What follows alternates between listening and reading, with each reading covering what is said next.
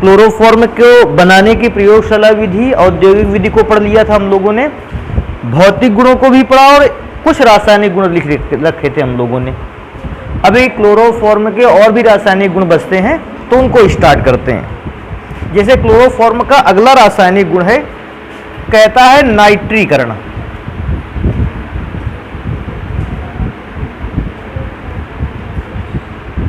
नाइट्रीकरण को nitration reaction भी कहते हैं।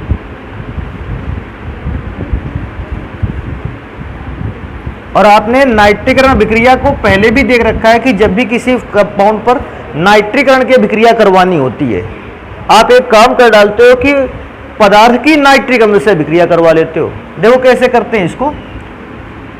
क्लोरोफॉर्म के फॉर्मूले की अभिक्रिया नाइट्रिक अम्ल से। बेटा नाइट्रिक अम्ल को कुछ ऐसा लिख लेते हैं, देखो नाइट्रिक अम्ल को लिख लेंगे HO सिंगल बॉन्ड NO2। भाई नाइट्रिक अम्ल का वैसे तो फॉर्मूला HNO3 होता है, लेकिन अगर अभिक्रिया को सरल तौर से कराना है ऐसा लिखना ठीक रहेगा।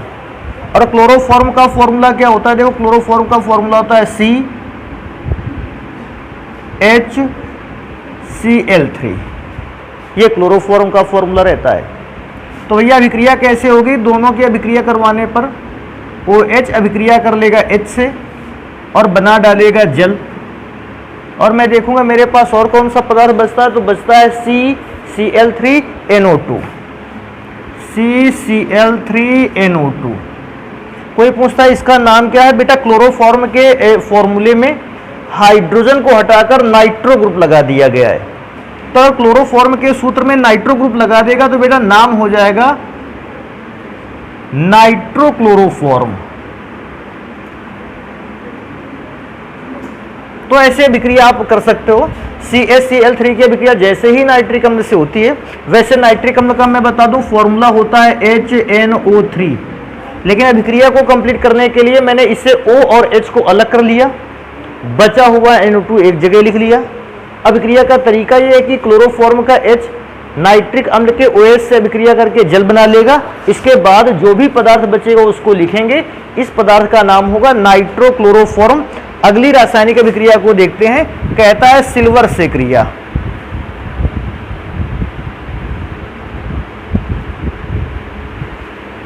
या चांदी के चूर्ण से अभिक्रिया, ऐसा भी लिख सकता है। बेटा क्लोरोफॉर्म की अभिक्रिया चांदी के चूर्ण से करानी होती है, तो पहले क्लोरोफॉर्म का फॉर्मूला लिख लेते हैं। क्लोरोफॉर्म का फॉर्मूला CHCl3। इसकी अभिक्रिया चांदी के चूर्ण से होनी है और क्लोरोफॉर्म के एक नहीं बल्कि 2 मोल लेने होंगे।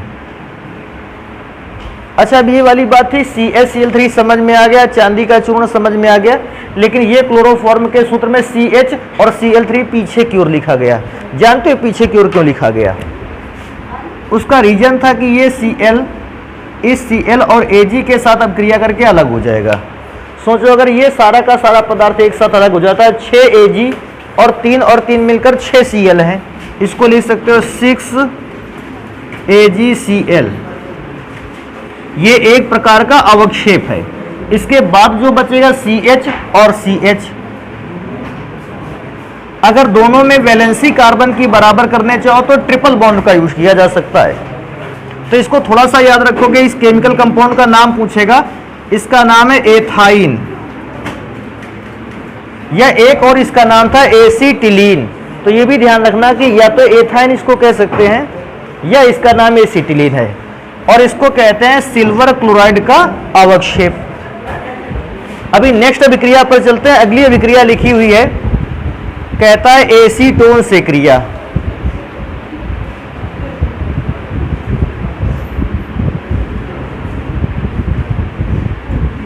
अब देखो एसीटोन से अभिक्रिया करवाते हैं कैसे।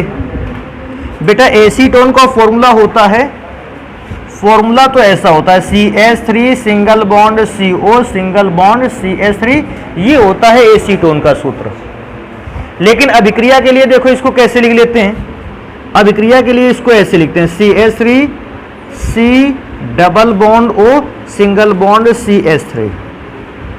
CH3 CO CH3 एसीटोन का सूत्र है, लेकिन हमने इसको ऐसे लिखा है CH3 CO CH3। और इसकी अभिक्रिया हम लोगों को करवानी है क्लोरोफॉर्म से। बेटा क्लोरोफॉर्म का सूत्र होता है CHCl3। थोड़ा सा ध्यान देना अभिक्रिया में से। बेटा कार्बन और ऑक्सीजन के बीच जो डबल बॉन्ड बना है, इस डबल बॉन्ड को क्लोरोफॉर्म जैसे ही आके इस डबल बॉन्ड से टकराएगा, इस डबल बॉन्ड को ब्रेक कर देगा। और जब डबल बॉन्ड को ब्रेक करेगा तो ध्यान देने वाली बात है, ऑक्सीजन को देगा हाइड्रोजन और बचा हुआ CCl3 मिलेगा कार्बन को। इस बात को फिर से मैं रिपीट कर दूं, क्लोरोफॉर्म का मॉलिक्यूल इस डबल बॉन्ड से जैसे ही टकराएगा, डबल बॉन्ड में पाए जाने वाले पाई बॉन्ड को तोड़ देगा और पाई बॉन्ड को ऐसे तोड़ेगा कि ऑक्सीजन को मिलेगा हाइड्रोजन और बाकी कार्बन को मिलेगा CCl3। अच्छा, इसको पढ़ भी लेते हैं, देखो कैसे इसको लिखेंगे। भैया ये वाली बात तो पहले से कंफर्म थी। अब ध्यान है, डबल बॉन्ड टूटा था लेकिन एक बॉन्ड तो बच गया था। उस एक बॉन्ड के साथ जुड़ा था कौन? ऑक्सीजन। और मैंने कहा ऑक्सीजन को कौन मिल जाएगा? हाइड्रोजन। और बचे हुए कार्बन को मिल जाएगा CCl3। इसका नाम याद रखें, ये जो फॉर्मूला लिखा हुआ है इसका नाम है क्लोरीटोन। क्लोरीटोन थोड़ा सा नाम इनका ऐसे भी बनाया गया, देखो क्लोरीटोन इसका क्यों नाम रखा गया? इस कंपाउंड को बनाने में दो पदार्थों का यूज हुआ, क्लोरोफॉर्म, एसीटोन। तो देखो लिया क्या गया, क्लोरोफॉर्म का क्लोर ले लिया गया और एसीटोन का क्या ले लिया गया? लास्ट का टोन। तो दोनों को मिलाकर बन गया नाम इसका क्लोरीटोन। और अभिक्रिया काफी ज्यादा डिमांड में रहती है कि एसीटोन से क्लोरीटोन कैसे बनाकर तैयार करेंगे। अभिक्रिया को तैयार रखिएगा, इस वाली को, इंपॉर्टेंट रिएक्शन है। नेक्स्ट अभिक्रिया पर चलते हैं। कहता है अपचयन अभिक्रिया दिखाइए।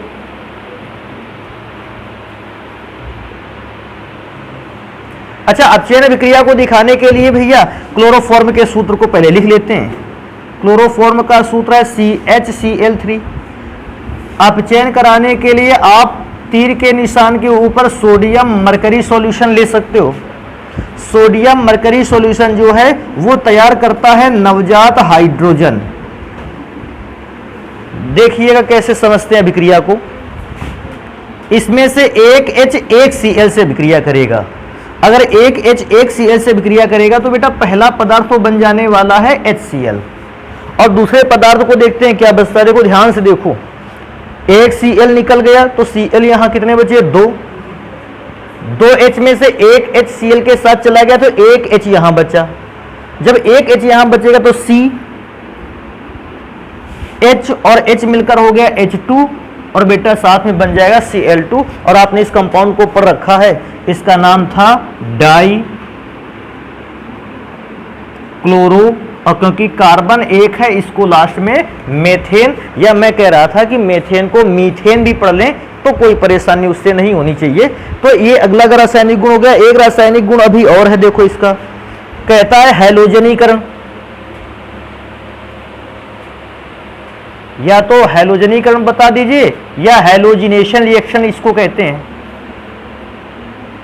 या आप इसको कह सकते हो हैलोजनीकरण।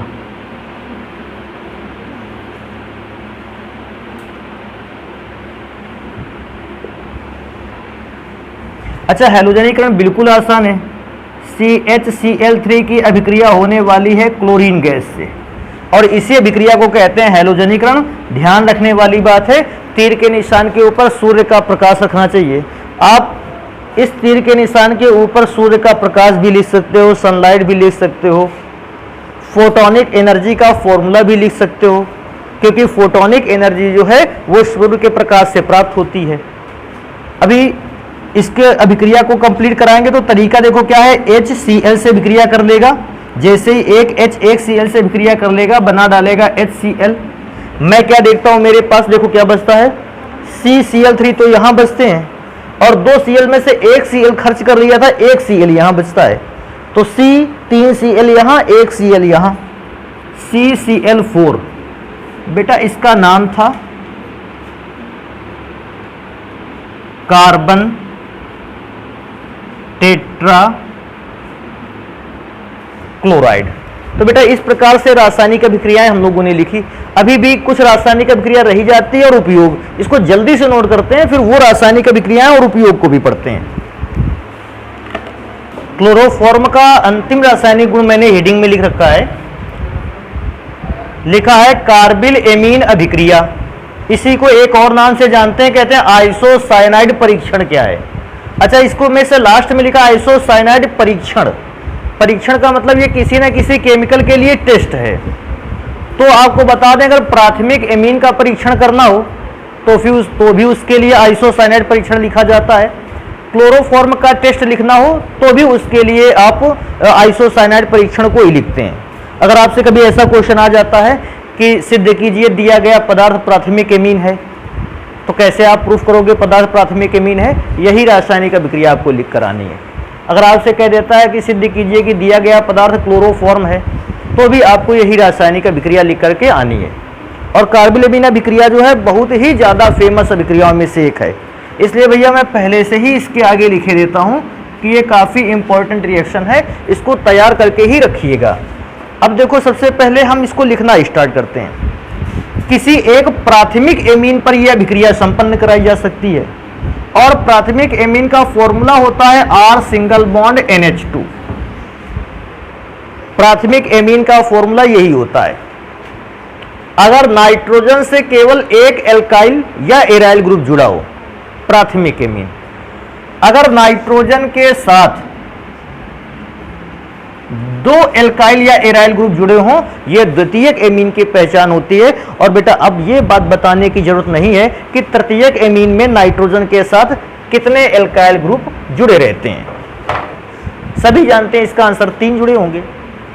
प्राथमिक एमीन पर अभिक्रिया करवानी होती है क्लोरोफॉर्म की, और आप सभी जानते हैं क्लोरोफॉर्म के सूत्र को ऐसे लिखा जा सकता है।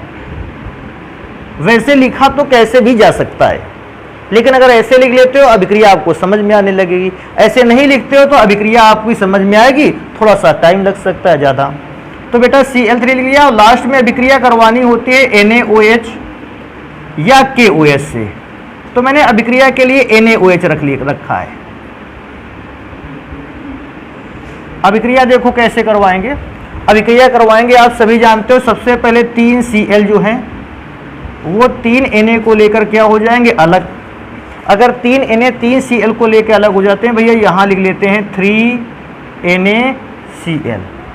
अब अच्छा, मैं एक और चीज़ देखता हूँ, ऑक्सीजन इनमें से कितने हैं, 3 हाइड्रोजन ढूंढते हैं। देखो 2 हाइड्रोजन, तीसरा हाइड्रोजन, और बेटा ये 3 हाइड्रोजन। 3 हाइड्रोजन यहाँ हो गए, 3 यहाँ हो गए, 6 हाइड्रोजन 3 ऑक्सीजन के साथ अभिक्रिया करेंगे तो बना लेंगे 3H2O। अभी मैं क्या सोचता हूँ, जो भी मेरे पास पदार्थ बचा उसको लिख लेते हैं। R सिंगल बॉन्ड N बचा था। अच्छा, H खर्च हो गए थे, बचने के नाम पर केवल हमारे पास क्या बचा हुआ है, कार्बन। बेटा देखो R को बोलते हैं एल्काइल, बेटा NC को बोलते हैं आइसोसायनाइड। अब क्या होता है, कहता है क्या सर जी बस यही अभिक्रिया लिखनी है? बिल्कुल भी नहीं। अब आप R की जगह पर देखो क्या क्या वैल्यू रख सकते हो। अगर आप चाहें तो R की जगह पर आप रख सकते हो CH3, आप R की जगह पर रख सकते हो C2H5, R की जगह C3H7। इस प्रकार से ना जाने कितने ग्रुप आप इसके साथ अटैच कर सकते हो R की जगह पर रख कर। अच्छा, एक और चीज मैं देखो यहीं पे क्लियर कर देता हूं। हालांकि वो ग्रुप R से रिलेटेड नहीं है, लेकिन अगर आप चाहो तो R के स्थान पर C6H5 सिंगल बॉन्ड को भी रख सकते हैं। अगर आप ये भी ग्रुप रखना चाहो तो रख सकते हो। अब ये ग्रुप मैं इससे कह रहा था R से क्यों अलग है, भैया ये एराइल ग्रुप है, एरोमेटिक ग्रुप है, और ये सारे के सारे एलिफेटिक ग्रुप हैं। लेकिन आप अभिक्रिया को दिखाने के लिए R की जगह C6H5 का इस्तेमाल कर सकते थे। मैं क्या सोचता हूँ, अगर इस अभिक्रिया पर बेस्ड देखें तो 4 अभिक्रियाएं तो ऐसे ही बनाई जा सकती हैं। CH3 को रखकर, C2H5 को रखकर, C3H7 को रखकर और C6H5 को रखकर। तो एक ही अभिक्रिया से बहुत सारे रासायनिक गुण निकाले जा सकते हैं। लेकिन आपको क्या है कि अगर ये मुख्य अभिक्रिया लिखा तो इससे अलावा कुछ भी रखने की जरूरत नहीं। हाँ, एक और बात मैं इसे बता दूं कि जो ये एल्किल आइसोसाइनाइड कंपाउंड बना है, ये बहुत अधिक दुर्गंध देता है। अच्छा, इनमें से क्या है, एक रासायनिक अभिक्रिया हम जरूर लिखवाएंगे और बेटा जबरदस्ती लिखवाएंगे इस पर बेस्ड।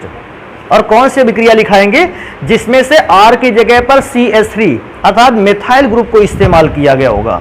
तो R की जगह पर अगर मिथाइल ग्रुप को इस्तेमाल किया गया है तो बनेगा फॉर्मूला CH3NH2। और चेंज कहाँ होगा, कुछ भी चेंज नहीं होगा, जहां ये R लिखा है उसकी जगह पे CH3 आ जाएगा। बाकी के फॉर्मूले पर भैया ना रासायनिक अभिक्रिया पर किसी भी प्रकार का चेंज होना है, सारा का सारा रासायनिक गुण पुराने अभिक्रिया के ही जैसा रहने वाला है।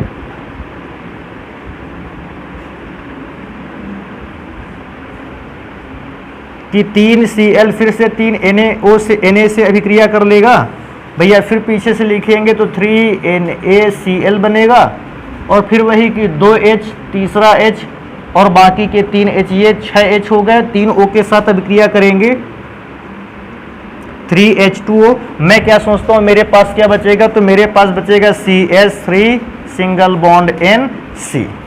इसका कोई नाम पूछेगा तो देखो मैंने नाम कैसे पढ़ा था, R को पढ़ा था एल्काइल। अगर एल्काइल के बेसिस पर इसका नाम पढ़ा जाए तो इसको कहते हैं मिथाइल। और बेटा NC को बोलते हैं आइसो साइनाइड। इसको ध्यान रखना, मिथाइल आइसोसाइनाइड का एक शॉर्ट फॉर्म में नाम है माइक, मिथाइल आइसोसाइनाइड। ये एक प्रकार की बेटा, एक तो ये पहली बात तो बहुत दुर्गंध देती है गैस, और दूसरा बहुत ही जहरीली गैस है। इसे सूंघने मात्र से व्यक्ति की मृत्यु हो सकती है, इतनी ज्यादा जहरीली गैस है। अपने यहाँ एक बार भोपाल में इसी गैस का रिसाव हो गया था और जिससे बहुत सारे लोग जो हैं वो उनके लिए ये डैमेज कर रहा था। तो इस अभिक्रिया में से माइक को लिखाने का तरीका केवल इसीलिए है क्योंकि भोपाल गैस त्रासदी में से यही गैस थी जो जिम्मेदार थी। तो कभी कभी इस पर बेस्ड अभिक्रिया पूछ ली जाती है तो माइक पर बेस्ड अभिक्रिया लिख लेनी है कि R की जगह पर आपको अगर CH3 यूज करना चाहें तो फिर क्या बना सकते हैं। अभी एक काम कर लेते हैं बेटा, क्लोरोफॉर्म के बेटा उपयोग पढ़ लेते हैं और बची हुई जगह पर क्लोरोफॉर्म के उपयोग पढ़ लेंगे। तो मैंने हेडिंग डाल रखी है उपयोग। अच्छा, क्लोरोफॉर्म के कुछ उपयोग तो आप खुद जानते हो। जैसे क्लोरोफॉर्म का पहला उपयोग तो जानते हैं, इसका बेहोशी में इस्तेमाल किया जाता है। तो पहला उपयोग है बेहोशी लाने में।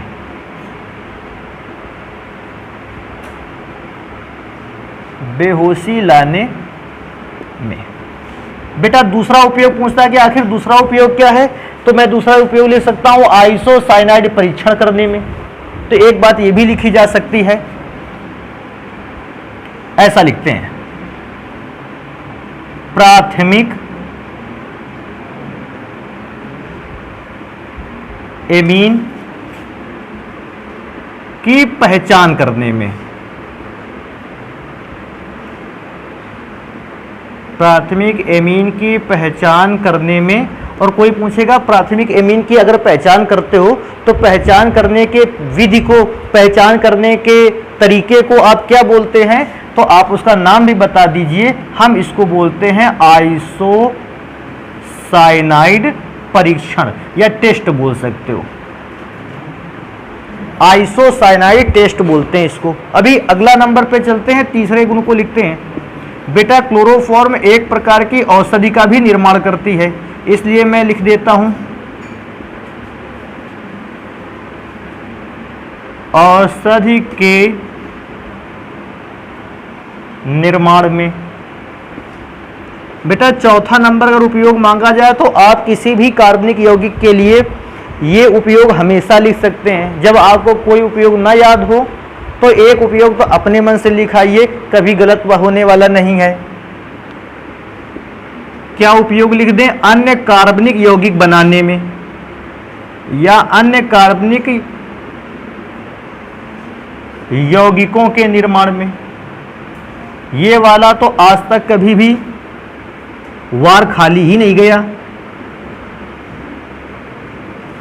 जब आपको कुछ भी नहीं आता है तो आप ये वाली लाइन तो लिख ही सकते हो अन्य कार्बनिक यौगिकों के निर्माण में, लेकिन यहाँ पर भी थोड़ा सा नकल के लिए अकल की जरूरत चाहिए। अगर आप किसी कार्बनिक यौगिक को पढ़ रहे हो तो ही लिखें कार्बनिक यौगिक के निर्माण में, ठीक है। पता लगा आप पढ़ रहे हो सल्फ्यूरिक अम्ल, और जब आपसे पूछा गया बेटा सल्फ्यूरिक अम्ल का उपयोग क्या है, आपने लिख रखा है कार्बनिक यौगिकों के निर्माण में। भैया जो खुद कार्बनिक नहीं है यह कार्बनिक यौगिकों का निर्माण कैसे करेगा, और करेगा भी तो बिल्कुल ना के बराबर करेगा। तो ऐसी गलती कभी मत करके आना कि आपसे कोई अकार्बनिक यौगिक दिया हो और उपयोग पूछे तो आप कह दो कि सर जी ने कहा था कि जब कुछ समझ में ना आए तो लिख देना कार्बनिक यौगिकों के निर्माण में, क्योंकि क्लोरोफॉर्म कार्बनिक यौगिक है, इसलिए ये बहुत सारे कार्बनिक यौगिकों का निर्माण कर सकता है। अच्छा, पांचवा उपयोग और भी लिखेंगे, और पांचवा उपयोग भी ऐसा है कि जब आपको कोई उपयोग ना आता हो, ज्यादातर जगहों पर यह उपयोग काम में आ जाता है। क्या उपयोग काम में आ जाता है? अगला है प्रयोगशाला में अभिकर्मक के रूप में। कोई पूछता है अभिकर्मक सर जी क्या और कोई नाम है? भैया एक और नाम है रीएजेंट। कभी कभी क्या होता है बुक में रिएजेंट या टीचर रिएजेंट बोल देता है। अब रिएजेंट का मतलब है हम तो जान ही ना पाए, कहीं पर अभिकर्मक लिखा है कहीं रिएजेंट लिखा है, कंफ्यूज हो गए। तो प्रयोगशाला में अभिकर्मक के रूप में। अच्छा, मैं क्या सोचता हूं बच्चों को एक बात और आनी चाहिए कि आखिर रिएजेंट को हिंदी में अभिकर्मक कह दिया और अभिकर्मक को अंग्रेजी में अगर रिएजेंट कह दिया, इन दोनों ही शब्दों का अर्थ क्या है? आखिर जैसे कोई हमसे पूछेगा अभिकर्मक क्या, तो आप कहते हो रिएजेंट, पूछेगा रिएजेंट क्या, आप कहिए अभिकर्मक, लेकिन इन दोनों ही शब्दों का अर्थ क्या है? तो बेटा मैं बताऊं, देखो रिएजेंट या अभिकर्मक कहते किसको, ये भी पता कर लेना जरूरी है। प्रयोगशाला में बहुत सारे केमिकल्स पाए जाते हैं, ऐसा सबको पता है। आप अपनी प्रयोगशाला पर गए होंगे स्कूल की, जैसे ही कॉलेज की लैब पर आप गए, आपने देखा कि आपकी कॉलेज की लैब पर बहुत सारे केमिकल उपस्थित हैं। ये भी ध्यान रखने वाली बात है, सारे केमिकल उपस्थित नहीं है, क्योंकि सारे केमिकल्स अगर देखा जाए तो लाखों की संख्या से भी काफ़ी ज़्यादा हैं, लाखों में आएगी गिनती सारे केमिकल्स की। तो इस बात को तो आसानी से पहचान गए कि भैया लाखों केमिकल्स जो है वो हमारी प्रयोगशाला में नहीं रखे हैं, प्रयोगशाला में कुछ विशेष केमिकल ही रखे गए हैं। और वे विशेष केमिकल क्या करते हैं? दूसरे पदार्थों की पहचान करते हैं। जैसे क्या हुआ, प्रयोगशाला में क्लोरोफॉर्म अगर हुआ तो क्लोरोफॉर्म क्या करेगा? प्राथमिक एमीन की पहचान कर लेगा। कौन से टेस्ट से? आइसोसाइनाइड परीक्षण से। तो क्योंकि क्लोरोफॉर्म दूसरे केमिकल्स की पहचान करने के लिए प्रयोग में आ रहा है, तो जो पदार्थ किसी दूसरे पदार्थ की पहचान करने के लिए प्रयोग में लाए जाते हैं उनको क्या बोलते हैं? रिएजेंट या अभिकर्मक। कुल मिला के मैं क्या सोचता हूं, जो भी पदार्थ किसी दूसरे पदार्थ की पहचान कर सकते हैं, केमिकली उनको आइडेंटिफाई कर सकते हैं, हम उन पदार्थों को क्या बोलते हैं? अभिकर्मक। तो बाकी अभिकर्मक का सारा बवंडर एक ही बार में खत्म। अभिकर्मक वे रासायनिक पदार्थ हैं जो प्रयोगशाला में उपस्थित रहकर किसी दूसरे केमिकल्स की क्या कर लेते हैं? पहचान करने में प्रयोग में आते हैं, लाए जाते हैं। आप इसको ऐसे बोल सकते हो। अच्छा, ये सारी अभिक्रियाएं और यूज खत्म होने के बाद हम लोगों से क्लोरोफॉर्म के विषय में एक क्वेश्चन और डिमांड में लगाता आता है। क्या कहता है? कहता है क्लोरोफॉर्म शुद्ध है या अशुद्ध, इसकी पहचान कैसे करोगे? अब देखो फिर पहचान वाली बात आ रही, हमें किसको आइडेंटिफाई करना है? क्लोरोफॉर्म की प्योरिटी को। भाई क्या होता है कि प्रयोगशाला विधि में से जब आपने क्लोरोफॉर्म बनाया था, आपको याद होगा मैंने पहले से लिख रखा था भैया ये जो क्लोरोफॉर्म बनाया अशुद्ध है। फिर आपको याद होगा आपने लास्ट में एक लाइन लिखी थी, डाइल्यूट NaOH और निर्जल कैल्शियम क्लोराइड के साथ ट्रीट करने पर ये फिर क्लोरोफॉर्म क्या हो जाएगा? शुद्ध। लेकिन शुरुआत में तो अशुद्ध था। ध्यान देने वाली बात यह है, अगर मैं आपको दो अलग अलग टेस्ट ट्यूब में से एक में अशुद्ध क्लोरोफॉर्म दे दूं, एक में शुद्ध क्लोरोफॉर्म दे दूं, देखो कहां दे दिया मैंने। ये आप गए अपने कॉलेज की प्रयोगशाला में, और कॉलेज की प्रयोगशाला में भैया ये है टेस्ट ट्यूब, और आपको दो टेस्ट ट्यूब दे दी गई। इनमें से एक टेस्ट ट्यूब में मैंने क्या भर दिया, शुद्ध क्लोरोफॉर्म, और एक टेस्ट ट्यूब में भर दिया अशुद्ध क्लोरोफॉर्म। अब हमने कहा कि तुमको यह पहचान करना है कि टेस्ट ट्यूब ए व टेस्ट ट्यूब बी में से किसमें से शुद्ध क्लोरोफॉर्म है, किसमें से अशुद्ध क्लोरोफॉर्म है। नॉर्मली और जनरली देखकर कोई भी व्यक्ति ये नहीं बता सकता कि शुद्ध क्लोरोफॉर्म कौन सा है, अशुद्ध क्लोरोफॉर्म कौन सा है, और सूंघकर भी नहीं बता सकता। रीजन है, सूंघ लोगे तो मैंने कहा था इसको सूंघने से क्या जाती है, बेहोशी, और फिर अगर इसको सूंघ लिया तो फिर बताने के लिए बचोगे नहीं, थोड़ी देर के लिए है 4 घंटे एक्सपेरिमेंट जो है वो रोकना पड़ेगा, जब होश में आओगे फिर बताओगे क्या था। अर्थात किसी भी माध्यम से आप इनको देखकर, सूंघकर या किसी भी अन्य विधि से आप इसमें यह से नहीं पहचान सकते कि कौन सा क्लोरोफॉर्म का सैंपल अशुद्ध है। तो ध्यान दे लेते हैं कि हम एक्सपेरिमेंटली कैसे पता करें कि क्लोरोफॉर्म कौन सा शुद्ध है और कौन सा अशुद्ध है। तो देखो, इसके लिए हम लोग लिखेंगे एक हेडिंग, और वो हेडिंग है क्लोरोफॉर्म की शुद्धता का परीक्षण।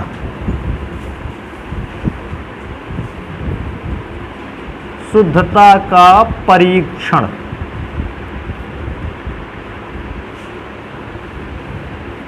अच्छा, परीक्षण नंबर फर्स्ट, आपको सबसे पहले क्लोरोफॉर्म ले लेना है। क्लोरोफॉर्म का सूत्र होता है CHCl3, और आपको अभिक्रिया करवानी है AgNO3 से, सिल्वर नाइट्रेट से।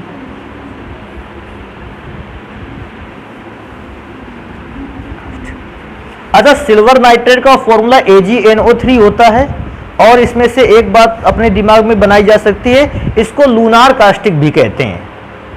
और ये वही दवा है या फिर वही इंक है जो वोटिंग या चुनाव के दौरान आपके हाथ में नहीं लगा दी जाती है, ये वो दवा रहती है। अभी अभिक्रिया होगी, कैसे होगी अभिक्रिया? सबसे पहले ClAg से अभिक्रिया कर लेगा, ध्यान देने वाली बात है। 3Ag 3Cl से अभिक्रिया करेंगे तो बना लेंगे 3AgCl, और मैं कह रहा था ये एक प्रकार का क्या होता है, अवक्षेप। अवक्षेप को पूरा नाम होता है अंग्रेजी में प्रेसिपिटेट, और उसको शॉर्ट फॉर्म में क्या लिख देते हैं, PPT। कोई पूछेगा ये PPT कैसा होता है, कैसा अवक्षेप है, तो हम बताएंगे सफेद कलर का अवक्षेप है। इसके बाद बेटा बचता क्या है, CH और NO3। आप चाहे तो CHNO3 के होल थ्राइस को यहां लिख दें, आप ना चाहें तो कोई जरूरत नहीं है, उसकी डिमांड भी नहीं है। अर्थात मैंने क्या किया, अगर क्लोरोफॉर्म पे सिल्वर नाइट्रेट को डाला जाए और सिल्वर नाइट्रेट को डालने पर किस रंग का अवक्षेप आ जाए, श्वेत रंग का अवक्षेप आ जाए, आप तुरंत बता दोगे कि ये जो क्लोरोफॉर्म है ये अशुद्ध है।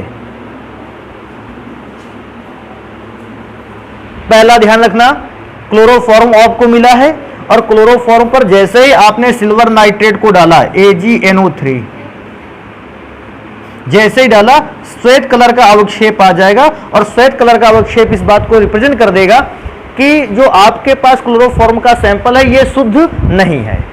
अच्छा, अगर क्लोरोफॉर्म का सैंपल शुद्ध होगा तो उसको सेकेंड नंबर पे दिखा देते हैं, CHCl3 प्लस 3AgNO3।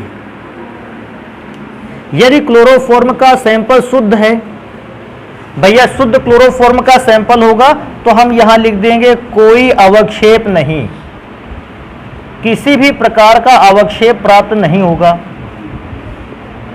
इन दोनों लाइनों को ध्यान रखना है। आप हिंदी में भी लिख सकते हो कि अशुद्ध क्लोरोफॉर्म सिल्वर नाइट्रेट के साथ, अशुद्ध क्लोरोफॉर्म सिल्वर नाइट्रेट के साथ श्वेत या सफेद कलर का अवक्षेप देता है, जबकि शुद्ध क्लोरोफॉर्म सिल्वर नाइट्रेट के साथ किसी भी प्रकार का अवक्षेप नहीं देता है। जिस कलर में भरा रखा होगा वो उसी कलर का बना रहेगा। तो ये हो गया शुद्ध क्लोरोफॉर्म की और अशुद्ध क्लोरोफॉर्म की पहचान। अच्छा, ध्यान देने वाली बात है, क्लोरोफॉर्म शुद्ध है या अशुद्ध है, किसने इसकी पहचान की है? सिल्वर नाइट्रेट ने। तो सिल्वर नाइट्रेट को क्या कह सकते हैं? अभिकर्मक या रिएजेंट। इसको जल्दी से नोट करते हैं। एक और केमिकल हम लोगों के कोर्स में है जिसको कहते हैं आयोडोफॉर्म। तो क्लोरोफॉर्म और उसके बाद आयोडोफॉर्म, जल्दी से इसको नोट कर लेते हैं। क्लोरोफॉर्म को पढ़ रखा है। क्लोरोफॉर्म का जस्ट बड़ा भाई है आयोडोफॉर्म, और क्योंकि तुमने क्लोरोफॉर्म को खत्म कर रखा है, आयोडोफॉर्म से अब हम लोग सीधे टक्कर करेंगे। अच्छा, आयोडोफॉर्म का एक और नाम है, इसको देखो उच्चारण में कैसे बोलते हैं, आयोडोफॉर्म। आयोडोफॉर्म या आयोडोफॉर्म लिखता है तो भी कोई प्रॉब्लम मुझे नहीं है, और इसका फॉर्मूला होता है CH3। वैसे मैं बात बताऊं, एक फॉर्मूला याद रखो हमेशा, CHX3, इसको कहते हैं हैलोफॉर्म। अब अगर यहां पर देखो X की जगह पर क्लोरीन यूज में आ जाए, क्लोरोफॉर्म, अगर X की जगह पर ब्रोमीन यूज में आ जाए, ब्रोमोफॉर्म, और अगर X की जगह पर आयोडीन यूज में आ जाए तो क्या बोलना है, आयोडोफॉर्म। तो ये फॉर्मूला अगर याद रखेंगे, मुझे नहीं लगता कि किसी भी सूत्र से आपको प्रॉब्लम आने वाली है। अच्छा, आयोडोफॉर्म को बनाने की प्रयोगशाला विधि को सबसे पहले पढ़ेंगे, फिर आगे पढ़ेंगे चीजें दूसरी क्या है। हालांकि आयोडोफॉर्म केमिकल्स में बहुत सारी चीजें नहीं पढ़नी होती हैं, आयोडोफॉर्म केमिकल्स में बहुत ही कम चीजें पढ़नी होती हैं, तो उनको स्टार्ट करते हैं। जैसे सबसे पहले है आयोडोफॉर्म को प्रयोगशाला में कैसे बनाएं, तो सबसे पहली हेडिंग लिखेंगे निर्माण की।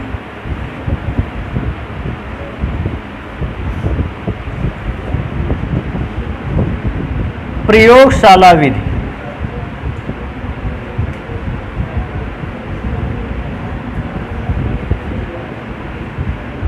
पहले तो मैं लिख ही देता हूं, देखो कैसे क्या क्या करना है निर्माण में के लिए। लिखते हैं आयोडोफॉर्म के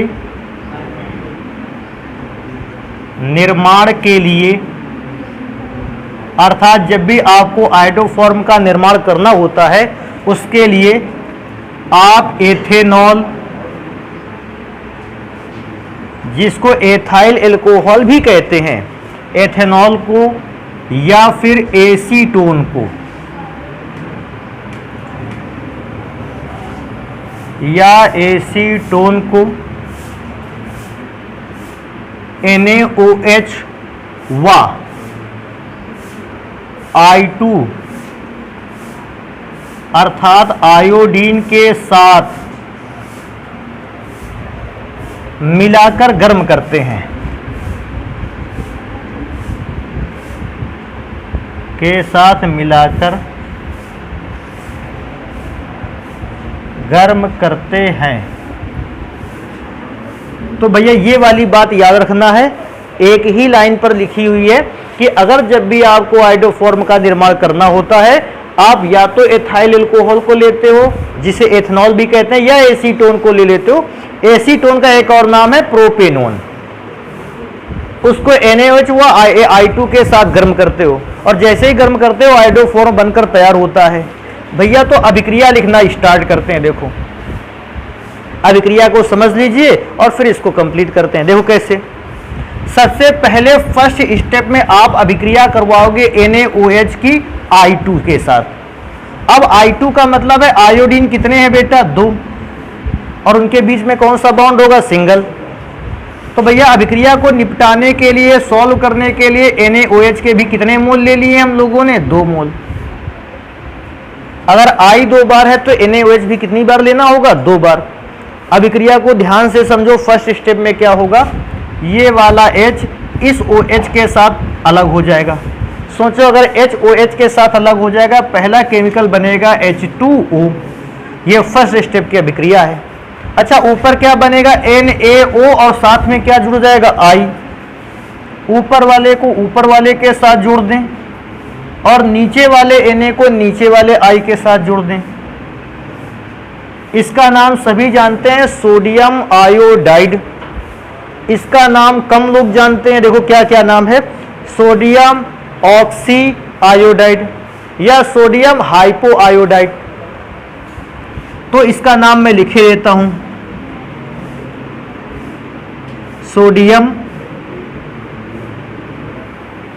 हाइपो आयोडाइड। तो ये फॉर्मूले का नाम, इसका नाम नहीं लिख रहे, क्यों, इसका नाम तकरीबन सभी जानते हो, सोडियम आयोडाइड, इसको लिख लेना। ये फर्स्ट स्टेप पे हो गया। अब सेकंड स्टेप पे क्या होगा, हमने देखो NaOH I2 के साथ किसको मिलाया था, या तो एसीटोन को या तो एथेनॉल को। तो मैं एथेनॉल लेके चलता हूं। एथेनॉल के फॉर्मूले को ऐसे लिख सकते हैं CH3CH2OH। अभिक्रिया में बना हुआ NaOI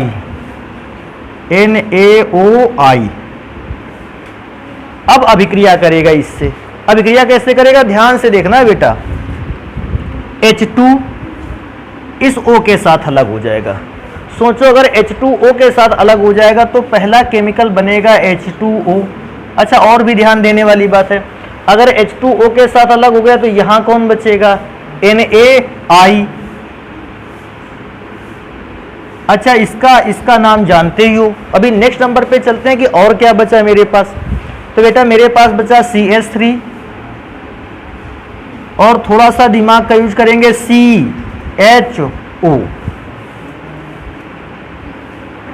अच्छा, पिछली क्लास पे भी ये केमिकल आया था, अगर नाम मैं याद दिलवा दूं, एसीटैल्डिहाइड। इसका नाम है एसीटैल्डिहाइड। अब ये सेकेंड स्टेप हो गया। थर्ड स्टेप पे जल्दी से आ जाते हैं। एसीटैल्डिहाइड की अभिक्रिया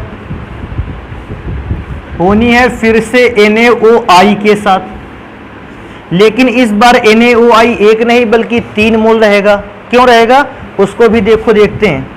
बेटा ये जो 3 H हैं, ये 3 H अभिक्रिया कर लेंगे NaO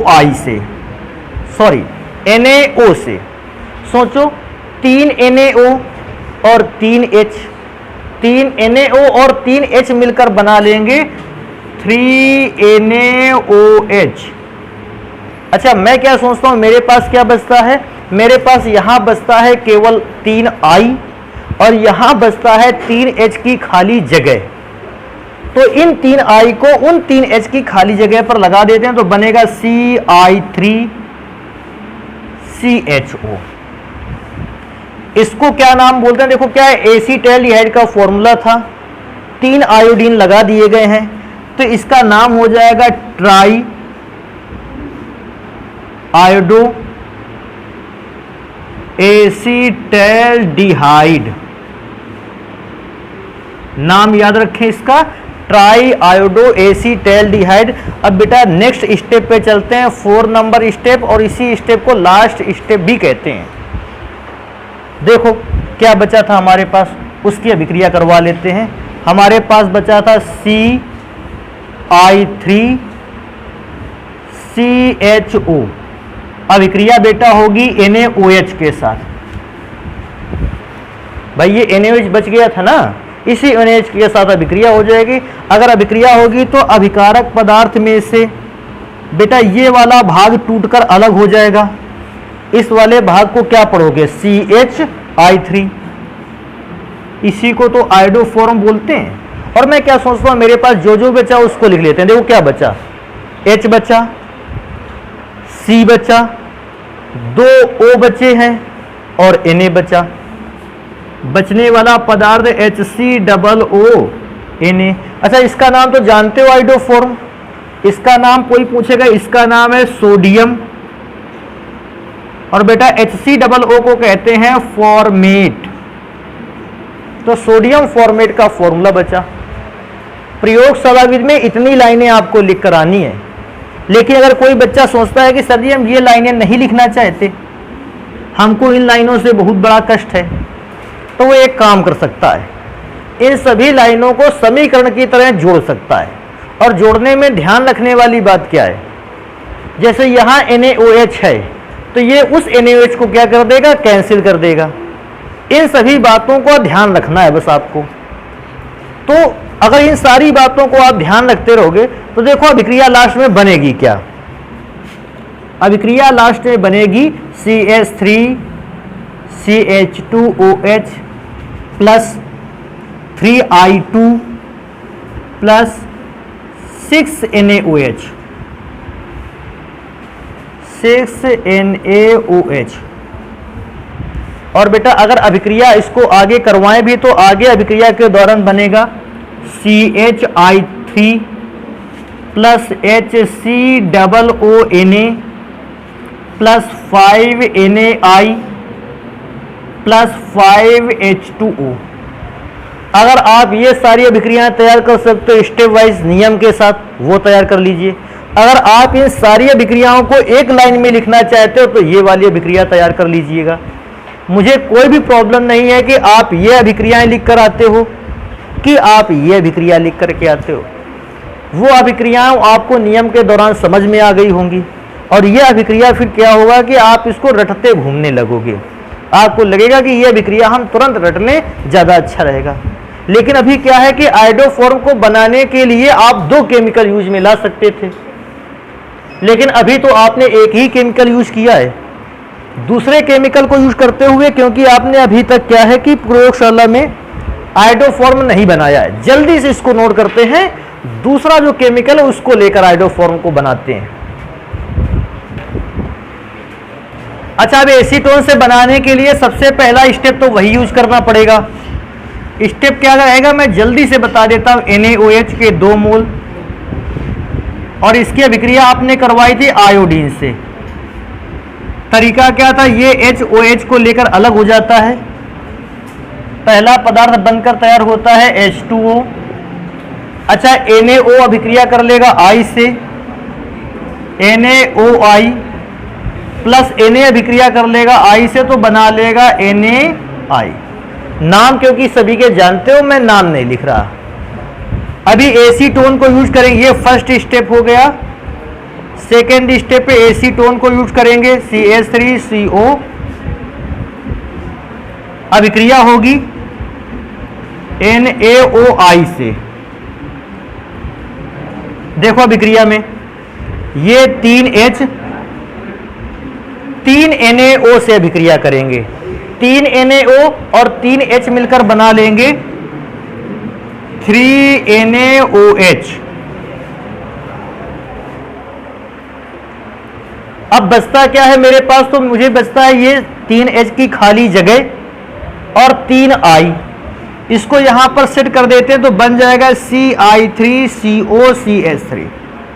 अच्छा, इसका नाम कोई पूछेगा तो भैया एसीटोन का फॉर्मूला था और उस एसीटेन के फॉर्मूले पर क्या हुआ, 3 आयोडीन लग गए। तो इसको ऐसे बोल सकते हो ट्राई आयोडो एसीटोन। एसीटोन का एक और नाम याद रखना प्रोपेनोन भी है। प्रोपेनोन क्यों है, क्योंकि कार्बन है 3 तो प्रोपेन, और कीटोन के नाम को लास्ट में पढ़ने के लिए ओन लगा देते हैं तो प्रोपेनोन भी इसी को कहते हैं।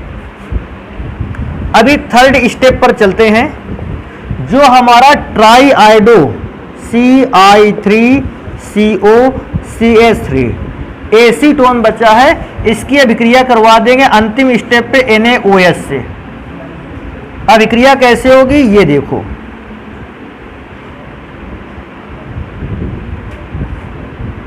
ये वाला पदार्थ एक साथ अलग हो जाएगा। क्या अलग होगा, CH3COONA COONA और मेरे पास CI3 के साथ क्या बच रहा है, H। इसको लिख सकते हैं CHI3। बेटा ये आयोडोफॉर्म है और इसको कहते हैं सोडियम एसीटेट। तो इस प्रकार से बेटा प्रयोगशाला विधि में आप एसीटोन से आयोडोफॉर्म को बना सकते हो। इनको नोट कर लेते हैं, इसके भौतिक और रासायनिक गुण पढ़ते हैं फिर अगली क्लास पर।